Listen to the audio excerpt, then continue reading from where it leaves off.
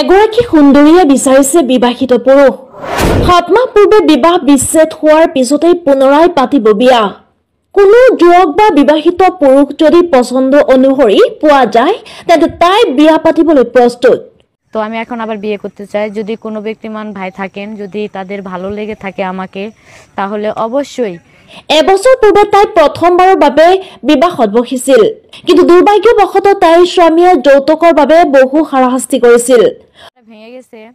ওই সংসারে আমার হাজবেন্ড অনেক লোভী ছিল, টাকা পয়সা এগুলা নিয়ে অনেক অত্যাচার করতো। অৱশেষত সহ্য কৰিব নোৱাৰি বিবাহ বিচ্ছেদ কৰিবলৈ বাধ্য হৈছিল। স্বামীৰ ঘৰত 3 মাহ থকাৰ পিছতেই বহুত মানসিক হাৰাশাস্তিৰ সন্মুখীন হৈছিল তাই। এইবাৰ তাই এজন ভাল চৰিত্ৰৰ যুৱক বিচাৰি কেমেৰাৰ আগত জনালে নিজৰ মন্তব্য।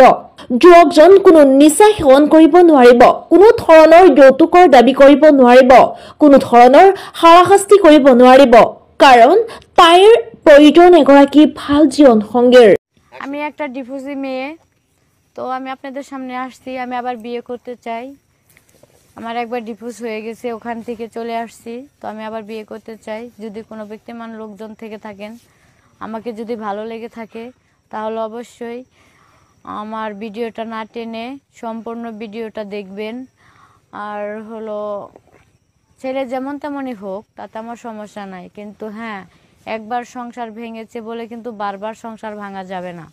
তো আমার যে সংসারটা ভেঙে গেছে, ওই সংসারে আমার হাজবেন্ড অনেক লোভী ছিল, টাকা পয়সা এগুলা নিয়ে অনেক অত্যাচার করতো। আর একটা মানুষকে আর কতই টানা যায়। এইভাবে আমার আগের হাজবেন্ডকে টানতে টানতে আমার বাবা ধরতে গেলে এখন অত হিংসারা হয়ে গেছে, এখন আর টানতে পারছে না। তো এই কারণে আমাকে সে ডিভোর্স দিয়ে দিয়েছে।